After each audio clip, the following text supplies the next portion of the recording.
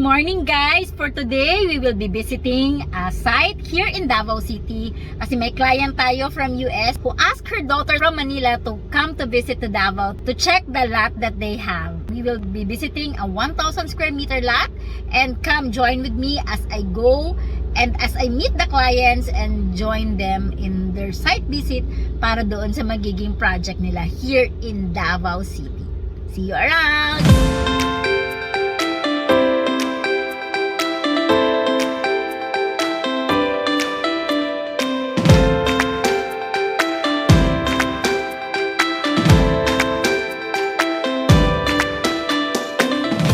So ayun na nga, natapos na ang aming site visit. We were able to check the site, we were able to check the neighborhood, we were able to check kung gaano kalayo yung ibang areas, ibang major areas para we would be able to identify and research more para doon sa magiging project ng client natin dito sa Davao City. So ayun.